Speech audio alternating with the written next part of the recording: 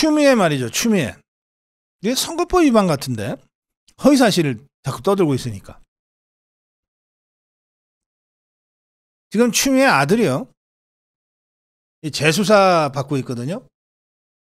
문재인 정권 때는 어찌어찌 넘어갔어요. 어찌어찌 넘어갔는데 수사가 워낙 이게 빈약하니까 얼마 전에 대검에서 재기수사 명령을 내렸어요. 그래서 다시 재수사 들어갔습니다. 지금 동부지검에서요. 그런데 수사를 들어갔으니까 관계자들 소환하고 그리고 추미애 아들 서모라는 자한테도 와서 조사받으라 이렇게 연락했을 것 아니겠습니까? 연락을 했대요. 여러 가지 정황으로 보면 연락을 한 것 같아요. 검찰이. 그 이자가 처음에 이게 검찰 전화 이렇게 뜨지를 않잖아요. 무슨 전화인지 모르고 뜬단 말이에요. 그러니까 받았나 봐. 이 서모라는 자가. 추미애 아들이죠. 그러니까 이제 여기 어느 지검에 누굽니다 이러면서 좀 나와주세요 이랬을 거 아닙니까? 그러니까 뚝 끊어버렸대요. 그리고 나서 행적불묘연이야. 그리고 나서 튄 거야.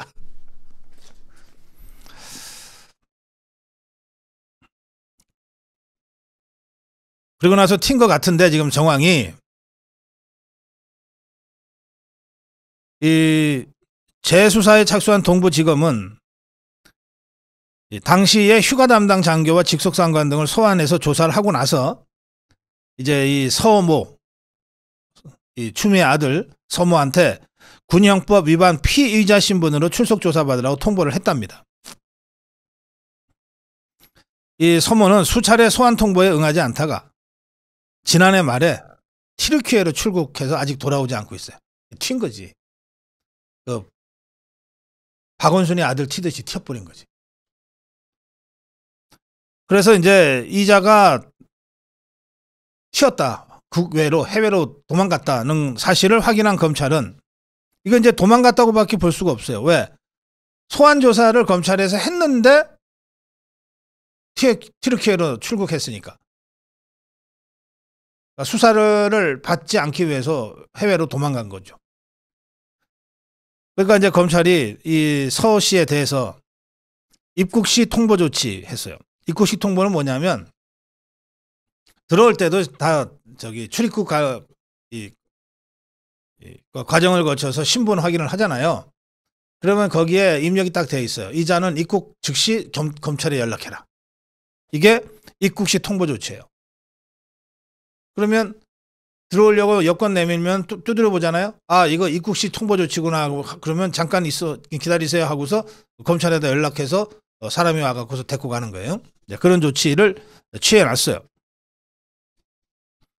그리고 이게 이제 보도가 됐잖아요. 당장 고성국 TV에서도 이걸 얘기하잖아요. 그러면 서모라는 자 이제 못 들어오는 거죠. 근데 분명히 이게 무슨 영원히 안 돌아올 수는 없고 그게 뭐 여권 유효 기간도 있고 그러니까 그러면 이제 불법 체류 신분이 되는 거고 그렇게 되는 거예요. 예. 자, 그런데 문제는 말이죠. 그냥 이 서모라는 자가 그냥 와서 수사 받으면 돼요. 그리고 죄지었으면 벌 받으면 되지. 그게 아니고 문제는 이제 엉뚱한 데서 터집니다. 추미애가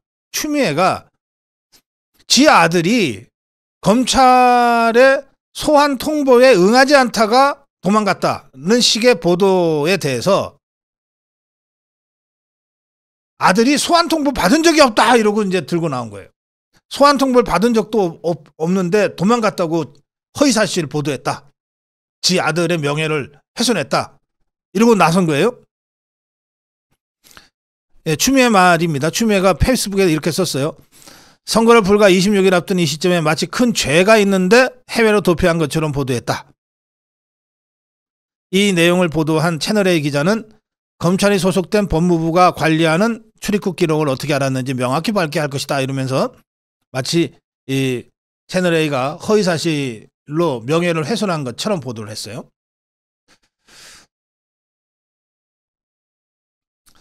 이렇게 되니까 이제 이게 실제로 검찰이 이 추미애 아들한테 소환 통보를 했냐 안 했냐가 이제 핵심이 돼버린 거예요. 이 문제 관련해서 지금 언론계와 법조계 주변에서 설왕설래하고 있는 이야기들을 종합 정리하면 이렇게 됩니다.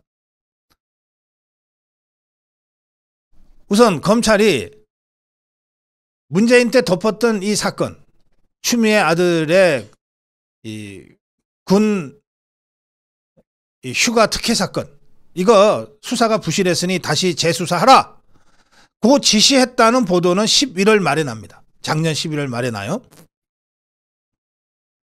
그리고 당연히 재수사가 됐으니까 참고인부터 불렀죠. 그리고 난 다음에 추미애 아들 서모라는 자한테 12월 초, 작년 12월 초에 검찰에서 휴대전화로 소환 요청을 합니다. 소환 요청을 해요. 이게 저도 소환 요청을 여러 번 받아봐서 아는데, 검사가 직접 자기 휴대폰으로 전화를 해서 소환 요청을 하는 경우도 있어요. 또는 수사관이, 또는 그냥 공식 공용 전화로 하는 경우도 있어요.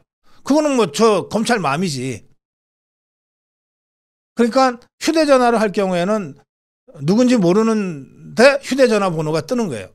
그러면 무심결에 받게 되죠. 그러면 여기 뭐 동부지검에 누구입니다 하고 이제 시작하는 거예요. 그 다 녹음을 해놓죠.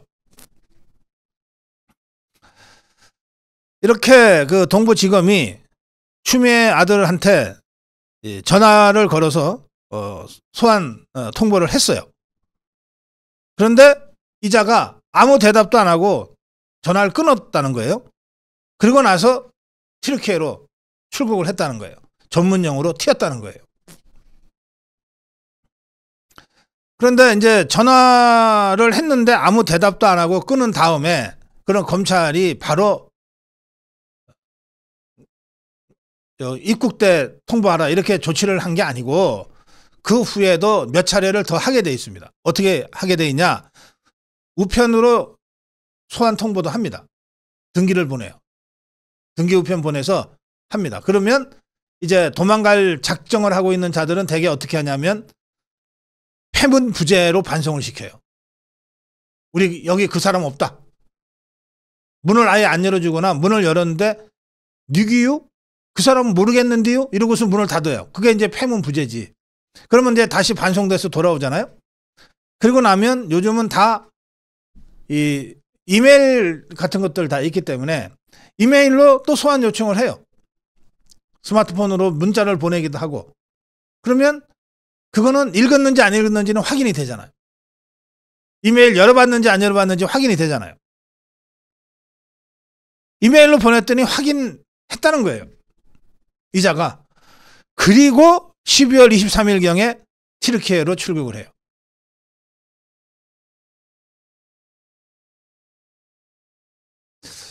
공수처처럼 미리 출국 금지를 해놨어야 되는데. 그러니까 이제 튀어버렸어요. 그리고 얼마 전에 추미애가 우리 아들은 소환 통보를 받은 적이 없다. 그거 이제 주장을 하면서 언론을 공격하는데, 소환 통보를 받았는데도 추미애가 우리 아들은 소환 통보를 받은 적이 없어 라고 주장했다면 그 순간 허위사실 유포가 되는 거죠. 그것도 선거 때 자기한테 유리하게 하려고 허위사실 유포한 것이 되기 때문에 선거법 위반이 되는 거예요. 허위사실 공표에 의한 뭐가 되는 거예요. 그래서 이것은 선거법 위반 소지가 매우 많은 추미애의 주장이 나왔다. 이렇게 되는 겁니다. 자, 이 사건 관련해서는 필요하면 재기수사를 지금 명령받아서 재수사에 착수한 동부지검이 또는 대검이 이거 사실관계 확인을 해서 공표하면 돼요. 우리가 몇 월 며칠 몇 시에 소환 통보를 했다. 서무라는 자하고 전화 통화가 됐다. 그 후에 등기도 보냈고 그 후에 이메일 문자도 보냈고 문자 확인을 했다 이자가. 그리고 나서 튀르키예로 출국했다.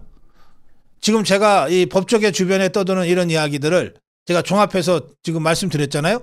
제가 이렇게 그 법조계 주변을 탐문해서 떠도는 이야기를 지금 정리해서 말씀드렸는데 제 설명이 사실인지 아닌지를 동부지검은 알 거 아니에요.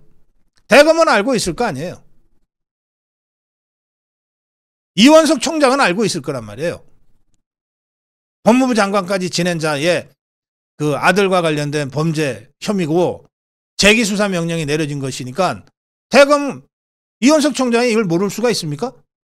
그러면 이렇게 선거 때 서로 사실관계를 가지고서 다투면서 선거가 혼탁해지고 불필요하고 소모적인 논란이 확산되는 것은 선거의 원만한 관리라는 측면에서도 바람직한 게 아니잖아요. 그러면 사실관계를 빨리 밝혀라는 거예요. 이원석이가 밝혀라. 대검에서 이런 거 안 밝히고 뭐하냐. 대검이 할 만한 일이 아니다 싶으면 재수사 주체인 동부지검이 밝혀라. 사실이 이렇다라고 밝혀라. 이런 건 선거 개입이 아니에요. 선거 과정에 불필요한 소모적 논란을 해소하기 위해서 적극적으로 해야 될 일이에요. 누구한테 유불리를 따지지 말고 이 문제를 제가 다시 한번 검찰 이원석 총장과 동부지검에게 촉구합니다. 사실관계를 국민들한테 빨리 설명해라. 그 이상도 그 이하도 할 필요 없다. 자, 공영훈이 있죠? 이 투기꾼 공영훈이. 이 자가 그 병장 아들, 공군 병장으로 근무하고 있던 아들한테 토지거래 허가 발표되기 하루 전에 30억 가까운 이 땅을 아들한테 부동산을 증여했잖아요. 30억짜리 성수동 다가구 주택 증여했어요. 그런데 그걸로 끝난 게 아니에요. 보니까 이 아들한테 증여한 이 다가구 주택 그 한 400m 정도 떨어진 곳에 400m면 거의 같은 동네지. 400m 떨어진 곳에 딸이 아파트를 샀는데 이 딸 아파트도 매입 지원을 했어요.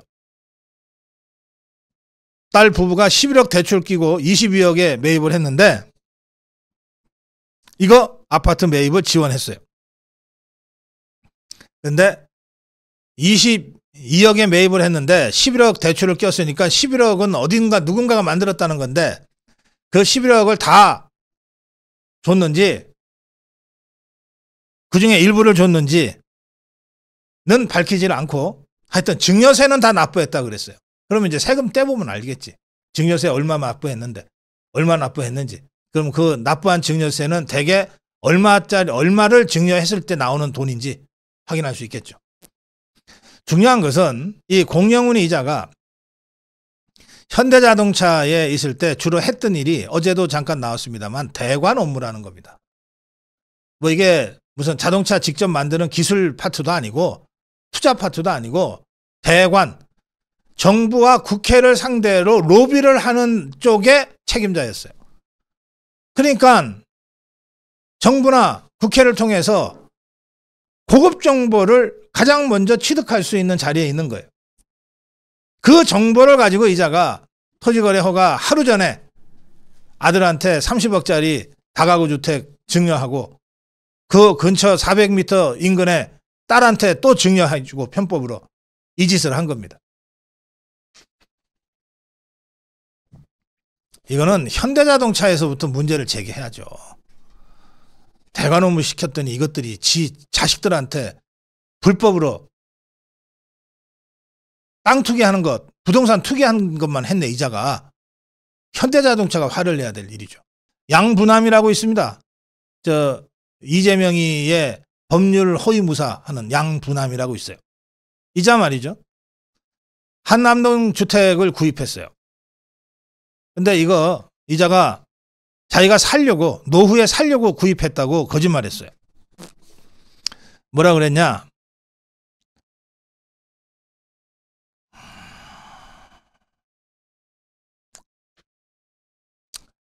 (2004년에) 서울 근무에 대비해서 실거주 목적으로 샀다. 그리고 2004년에 샀기 때문에 재개발이 확정된 거는 그 15년도 지난 2020년이니만큼 이게 개발을 노린 투자도 아니다. 그야말로 실거주 목적으로 샀다. 이렇게 그동안 설명을 했어요. 근데 보니까 이 부동산 중개인들은 속일 수 없잖아요. 자, 이게 2004년 3월에 이게 아파트 다가구 주택을 샀는데 양부남이가 이 2004년이 어떤 때냐? 한남동 일대가 뉴타운으로 지정되고 나서 넉 달쯤 지났을 때예요. 그러니까 이명박 정부. 이명박 정부 때 뉴타운 붐이 불었잖아요. 2002년, 2004년. 그때 이때는 노무현 정부 때입니다. 노무현 정부 때 뉴타운 붐이 막 불었잖아요. 그 뉴타운으로 지정된 지 넉 달 만에 집을 산 거예요. 당시 그 인근의 그 중개사는 이렇게 얘기합니다. 2003년도에 뉴타운으로 지정되니까 너도 나도 막 덤벼들었다. 아무것도 그림도 없는데도 막 덤벼들었다.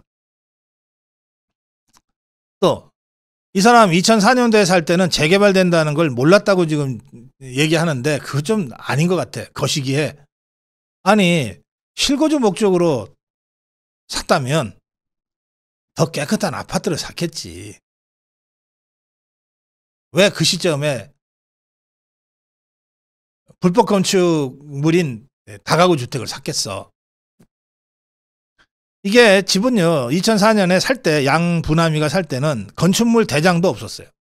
그러니까 불법 건축물. 무허가 불법 건축물이었어요. 3년 뒤에야 건축물 대장이 생겼어요. 그러니까 엄청 싸게 산 거겠지. 살 때는. 그래서 그 당시에는 한남동에 투자자가 몰려들 때고 그때 불법 무허가 건축물을 하나 산 거예요. 그래가지고 이거를 2019년에 20대인 두 아들한테 증여를 한 겁니다. 그런데 이자가 논란이 되니까 내가 살려고 샀다. 그래, 내가 살려고 검사가 불법 무허가 다가구 주택을 사? 다 낡은 것을? 동네 부동산 업자들이 웃어버립니다. 예, 분당의 분당을의 김병욱이라는 자 얘기입니다. 김병욱, 이거 젊은 친구라고 해야 될지 어린 친구라고 해야 될지 모르겠네요. 나이가 몇인지나 좀 확인해 보세요. 58? 58. 그럼 11년 전이면 47? 한창 새파랄 때네. 11년 전에 있었던 일이에요. 이 김병욱이가 11년 전에 무슨 짓을 했냐? 자, 이 김병욱이가 11년 전에 47살 때 어디 술집에 가서 술을 먹었대요. 한 카페에 가서 술을 먹었는데 술값을 안 내고 나가려고 그랬다는 거예요. 뭐 시비가 좀 붙었나 봐요. 그러자 카페의 여종업원하고 여사장이 신고를 했어요. 술 처먹고 그냥 나가려고 하는 사람이 있다. 신고를 했어요. 그러자 신고를 받고 순경, 경사, 경위 세 사람이 술집으로 출동을 했어요. 출동을 해가지고 순경과 경사는 신고한 여종업원이 피가 묻은 휴지를 얼굴에 대고 있는 걸 보게 됐어요. 여종업원이 그냥 넘어져서 다쳤겠어요? 신랑이와 시비가 벌어진 상황이니까 이 김병욱이라는 자한테 뭘 맞아갖고서 피가 난 모양이에요. 예, 그렇게 보게 됐어요. 그러자 이 경찰관들이 여종어머니 피를 흘리는 걸 보니까 저 김병욱이 김병욱인지 아닌지는 모르죠. 술 취한 저자가 범인일 거다라고 생각하고 범인으로 추정되는 이 김병욱이한테 질문을 했어요. 그러자 김병욱이가 질문에 답하지 않고 계산대 쪽으로 피했어요. 그러자 계산대 쪽으로 가면서 다시 질문을 했어요. 그러니까 이번에는 출입문 쪽으로 나가려고 도망을 가려고 한 거예요. 그러자 출동한 이 순경이 김병욱의 앞을 막았으면서 경위를 설명해 주십시오. 이렇게 경어 써가면서 조사를 했어요. 그러자 이 김병욱이가 47살의 김병욱이가 야, 이 XXX더라. 술 취한 자니까 막 입이 막 꼬이고 정상이 아니었겠지. 하여튼 야, 이 XXX더라. 너희 업주랑 한편이지. 너희 내가 거꾸로 매달아 버릴 거야. 내가 누군지 알아? 이러면서 이 막아선 순경의 멱살을 잡아 흔들었대요. 흔들었어. 동료 순경이 멱살잡이를 당한 걸 보고 옆에 경사가 김병욱이를 제지하기 위해 뒤쪽에서 어깨를 잡았어. 그러자 넌 뭐야? 하면서 오른쪽 팔꿈치로 경사의 턱을 한 대 강타했어요. 이게 주치 폭행이죠. 술 취해서 폭행한 겁니다. 행패 부리고. 이렇게 해서 파출소로 이제 연행이 됐어요. 그래가지고 이 일이 새벽 3시 10분에 일어났고 파출소로 연행해서 4시 10분 1시간 후에 파출소로 이동했다가 이제 손목에 채워진 수갑이 이제 풀렸어요. 이게 주치 폭행자니까 수갑 채워서 데리고 간 거예요. 경찰관 3명이. 그러다가 이제 수갑이 풀어지자 자신을 체포한 이 경사에게 너 이 XX 하면서 주먹으로 가슴을 2번 때리고 멱살을 잡아 끌고 막 이랬어요. 옆에 경위가 제지하자 다시 경위의 멱살을 잡아 당겨 흔들고 주먹으로 이 경위의 입 근처를 1번, 얼굴을 2번 주먹으로 때렸어요. 뭐 이런 쌍양아치가 있지? 경찰관을 상대로 해서 파출소에 끌려가서도 이 짓을 한 거예요. 결국은 이 순경과 경사와 경위 3명은 3주간의 치료를 요하는 경추염자 등의 상해를 입었어요. 이 정도면 즉각 구속인데 어떻게 벌금 300만 원으로 끝났나 몰라. 이게 뭐 백이 엄청 셌던 모양이죠, 당시에. 이 당시가 이게 언제야? 11년 전이면 2013년. 자, 그래서 이 사건 후에 이 김병욱이 측에서는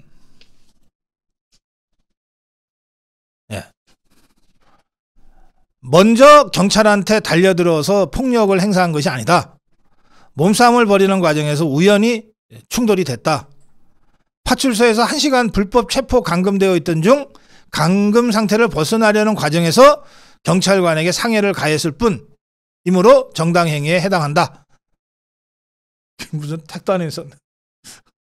대법원은 다 기각을 했어요. 근데 참 이상한 게 이 정도의 그 공무집행방해와 그 폭행 아닙니까? 어떻게 벌금 300만 원으로 끝났는지 내 이해할 수가 없네. 당장 집어 가둬 쳐 넣어야지 이런 자는. 자, 11년 전에 이 경찰 폭행 전과가 이제 알려졌어요. 이번 선거에. 그러자 김병욱이가 이 사건은 11년 전에 일어난 일이다.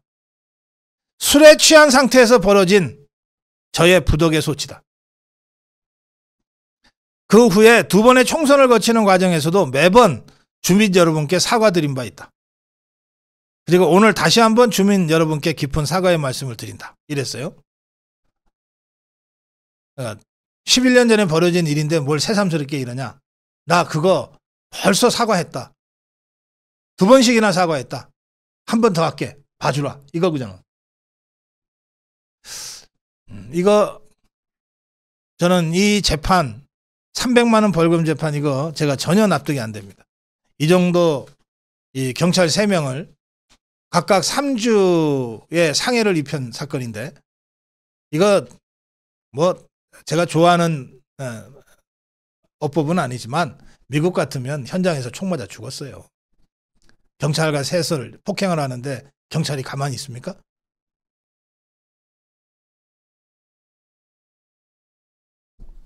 분당을 시민 여러분, 김병욱이라는 자의 이 정말 동네 양아치만도 못한 자의 이 언행과 그다음에 이걸 지난 2번의 선거에서 다 사과를 했다 그러니까 그래서 분당을 주민들의 양해를 받았다는 거 아니에요. 용서를 받았다는 거 아니에요. 지금 이자의 말이.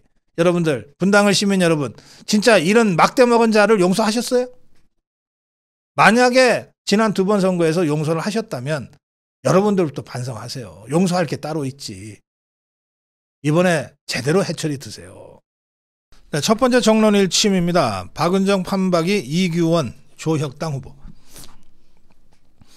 박은정이가 1년 9개월 동안 온갖 연가, 병가, 휴직 이용해 갖고 사무실에 한 번도 출석하지 않고 출근하지 않고 그래서 사무실에 아예 집기도 없고 서류도 없고 검사를 보조하는 수사관도 없고 행정요원도 없는 이런 상태로 1년 9개월 동안 버티다가 그 사이에 1억 이상의 월급을 받고 그리고 나서 이제 지금 조혁당 비례대표 1번으로 출마를 했죠. 이 똑같은 일이 조혁당 비례대표 22번 후보 이규원이라는 자한테서도 이 똑같은 일이 벌어졌어요. 이규원 이자는 검찰에 사의를 표명하기 직전 23개월 동안이나 휴직을 했어요. 그러면서 급여로 1억 원 이상을 받아갔습니다. 휴직은 월급의 70%를 줍니다. 그래서 합쳐서 1억밖에 안 된 거예요.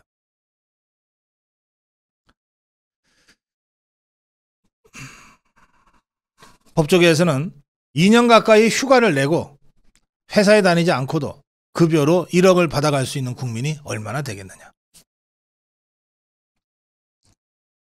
이 이규원 이자는 윤석열 정부 출범 직후부터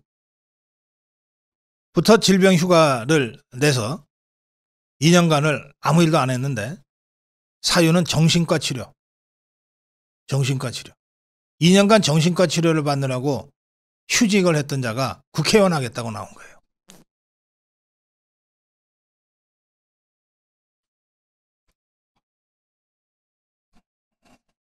조선일보가 이 이규원이하고 통화를 시도했어요. 전화 연결이 됐어요. 역시 이게 기자 전화니까 조선일보라고 안 써 있겠죠. 조선일보 기자입니다 하는 순간 바쁘다고 끊었다 그럽니다. 그 후로 통화가 안 된답니다. 또 박은정이는 윤석열 정부 검찰의 보복으로 인해 휴직하고 보복으로 인해 병을 얻어서 치료를 해야 했다. 이렇게 주장을 하고 있는데 이 박은정에 대해서 한동훈 위원장은 이렇게 얘기했습니다. 박은정이가 1년 9개월 넘도록 전혀 출근 안 하고 월급만 타갔는데 이게 가능한 얘기냐. 이규원이도 1년 11개월 출근 안 하고 월급 타갔는데 조국이는 검사 그렇게 싫다면서 왜 이렇게 출근도 안 하고 월급 타먹던 검사들만 모아서 데려가는 것인가. 진짜 탄압받은 거는 저였다. 저는 짧은 기간 동안 4번 좌천당하고 2번 압수수색 당했다. 그런데 제가 출근을 안 했냐? 제가 힘들다고 휴직을 했냐?